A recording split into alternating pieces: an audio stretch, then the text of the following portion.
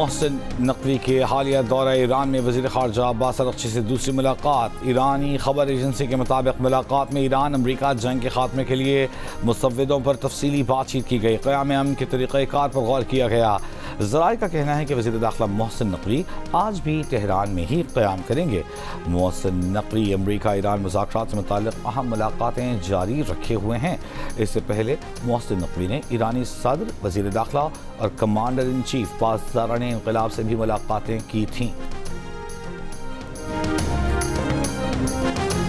وزیر داخلہ محسن نقوی نے ایران کے دو دورے کیے۔ ایرانی قیادت کے ساتھ اہم ملاقاتیں کیں، جن میں پاک ایران دو طرفہ تعلقات اور سیکیورٹی امور پر تبادلہ خیال کیا گیا۔ ترجمان دفتر خارجہ کی پریس بریفنگ۔ 17 مئی کو سعودی عرب اور UAE کی فضائی حدود میں ڈرون حملوں کی مذمت۔ کہا، ایٹمی تنصیبات کو نشانہ بنانا عالمی قوانین کی سنگین خلاف ورزی ہے۔ پاکستان اور UAE کے تعلقات مضبوط ہیں، انہیں ریسیٹ کرنے کی ضرورت نہیں۔ ترجمان کا کہنا تھا کہ وزیر اعظم شہباز شریف کل سے 26 مئی تک چین کا دورہ کریں گے۔ وزیر اعظم کے دورہ چین کا بنیادی محور دو طرفہ تعلقات، سیاسی روابط اور معاشی تعاون ہے۔ مشرق وسطیٰ کی صورتحال پر بھی وزیر اعظم اور چینی قیادت کے درمیان بات چیت متوقع ہے۔ تنازع کے حل کے لیے چین نے پاکستان کی سفارتی کوششوں کی حمایت کی ہے۔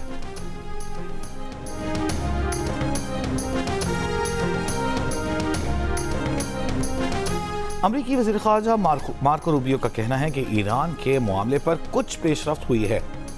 آبنائے ہرمز میں ٹول نظام ناقابل قبول ہے۔ ایران آبنائے ہرمز میں ٹول نظام کے نفاذ کی کوشش کر رہا ہے، جسے کوئی قبول نہیں کرے گا۔ صدر ٹرمپ کی ترجیح ایران سے ایک اچھی ڈیل ہے، امید ہے ہم وہاں تک پہنچ سکیں گے۔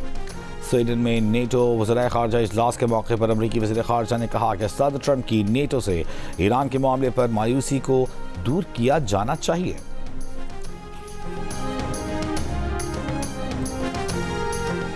ایرانی پاسداران بحریہ نے دعویٰ کیا ہے کہ 24 گھنٹوں میں آئل ٹینکرز، کنٹینر سمیت 35 جہازوں نے آبنائے ہرمز عبور کیا ہے۔ پاسداران بحریہ کے مطابق آئل ٹینکرز، کنٹینرز، جہازوں نے ایرانی اجازت کے بعد آبنائے ہرمز عبور کیا۔ متحدہ عرب امارات کے صدارتی مشیر انور قرقاش کا کہنا ہے کہ آبنائے ہرمز پر کسی بھی قسم کی تبدیلی کے نہ صرف خطے بلکہ یورپ پر بھی سنگین اثرات ہوں گے۔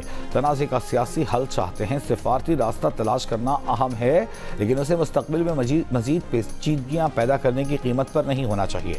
ایران کے جوہری پروگرام پر تشویش ہے۔ امریکہ نے تائیوان کو $14 ارب کے ہتھیاروں کی فروخت روک دی۔ امریکی قائم مقام نیوی سیکرٹری ہنگ کاؤ کی سینٹ کو تصدیق۔ کہا، تائیوان کو ہتھیاروں کی فروخت روکنے کا فیصلہ ایران کے خلاف آپریشن ایپک فیوری کے لیے اسلحے اور بارود کی دستیابی یقینی بنانے کے لیے کیا گیا۔ جب امریکی انتظامیہ ضروری سمجھے گی، ہتھیاروں کی فروخت شروع کر دے گی۔ تائیوان کا کہنا ہے کہ امریکی اسلحے کی فروخت میں کسی تبدیلی کی باضابطہ اطلاع نہیں ملی۔ گزشتہ ہفتے صدر ٹرمپ کے دورہ چین میں صدر شی جن پنگ نے واضح کیا تھا کہ تائیوان ریڈ لائن ہے۔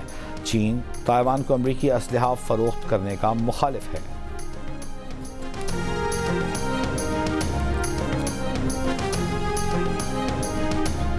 وزیر اعظم شہباز شریف کا کہنا ہے کہ قطر نے ہر مشکل وقت میں پاکستان کا ساتھ دیا۔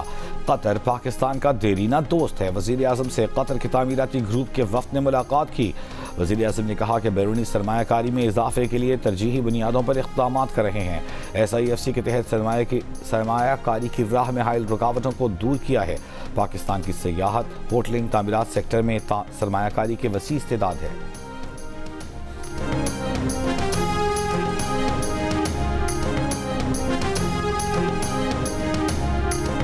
190 ملین پاؤنڈ کیس میں بانی PTI اور بشرا بی بی کے وکیل وکالت نامے پر دستخط کے لیے اڈیالہ جیل پہنچ گئے۔ وکیل خالد یوسف چودھری کا کہنا ہے کہ جیل حکام کو آنے کا مقصد بتا دیا ہے، عملے نے انتظار کرنے کو کہا ہے۔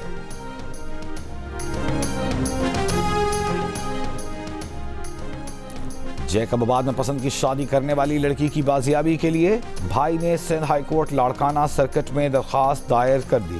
لڑکی کے بھائی نے درخواست میں موقف اپنایا کہ شادی کرنے والی لڑکی نابالغ ہے، جبکہ دوسری 4 سال کی بچی ہے۔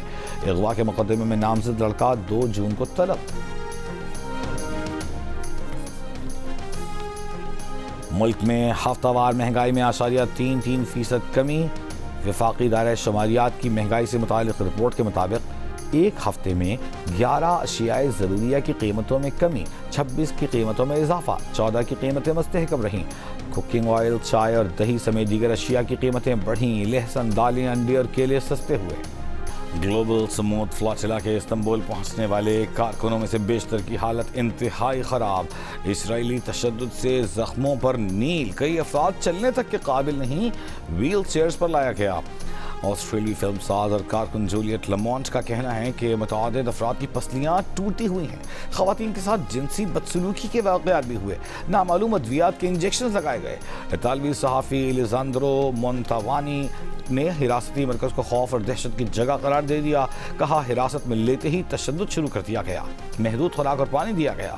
بحری قافلے میں پاکستان کے 7 عیدی سمیت 400 سے زائد اراکین کو اسرائیلی فورسز نے غیر قانونی حراست میں لیا تھا۔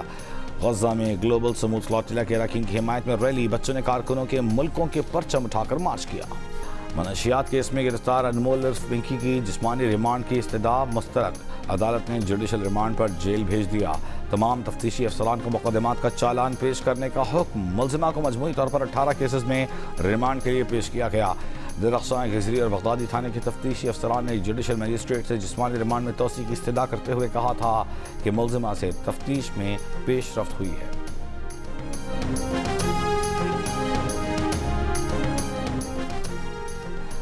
نیشنل اکنامک کونسل نے خیبر پختونخوا آبپاشی منصوبے، جناح اسپتال اسلام آباد اور سندھ ہیومن کیپٹل پروگرام کی منظوری دے دی۔ نائب وزیر اعظم و وزیر خارجہ اسحاق ڈار کی زیر صدارت اجلاس میں ML1، Havelian dry port, Lowari tunnel, Thar coal railway اور کچی کینال منصوبوں پر پیش رفت کا جائزہ لیا گیا۔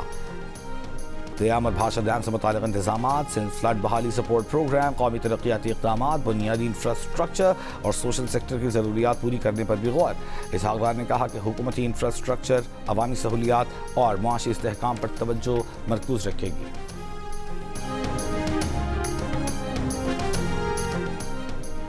Chairman P T I barrister Gohar کا کہنا ہے کہ پارلیمانی پارٹی اجلاس میں اپوزیشن قائدین کو کہا ہے کہ بانی پی ٹی آئی اور بشرا بی بی کی رہائی کے لیے تحریک چلانی ہو یا بات چیت کرنا ہو، دونوں صورتوں میں ہم مکمل ساتھ دیں گے۔ محمود خان چکزئی اور راجہ ناصر عباس نے ارکان پر اعتماد کا اظہار کیا۔ شیر افضل مرد کی سہیل آفریدی کے خلاف اپیل سے متعلق سوال پر کہا کہ بانی کا سہیل آفریدی پر اعتماد ہے اور وہ وزیر اعلیٰ رہیں گے۔ شیر افضل مرد کے خلاف پارٹی ایکشن لے گی، وہ پارٹی میں نہیں ہے۔ لاہور میں پاک چین سفارتی تعلقات کے 75 سال مکمل ہونے پر تقریب۔ سینئر وزیر پنجاب مریم اورنگزیب نے کہا کہ صدر شی جن پنگ کی قیادت میں سی پیک نے پاکستان کی معیشت کو نئی جہت دی۔ نواز شریف کے دور میں سی پیک کا آغاز ہوا، اقتصادی سفارتکاری کا نیا باب کھلا۔ نواز شریف کی قیادت میں شہباز شریف کی قیادت میں پاک چین تعاون زراعت، ٹیکنالوجی اور صنعت تک پھیلا۔ مریم نواز کی قیادت میں پنجاب کی معاشی ترقی میں چین شراکت دار بنے گا۔ پاک چین تعلقات امن، ترقی اور خوشحالی کی مشترکہ ضمانت ہیں۔ اور بابر اعظم، شاداب خان اور نسیم شاہ کی ٹیم میں واپسی، محمد رضوان ڈراپ، نوجوان وکٹ کیپر روہیل نذیر اور غازی غوری پر اعتماد۔ پاکستان نے آسٹریلیا کے خلاف ون ڈے سیریز کے لیے 16 رکنی ٹیم کا اعلان کر دیا۔ All rounder Arafat Minhas, leg spinner Sufiyan Muqeem بھی منتخب۔ عثمان خان بیمار، فخر زمان اور سائم ایوب انجری کے باعث اسکواڈ میں شامل نہیں۔ پاکستان ٹیم کا ٹریننگ کیمپ کل سے راولپنڈی میں شروع ہوگا۔ پہلا ون ڈے 30 مئی کو راولپنڈی میں کھیلا جائے گا۔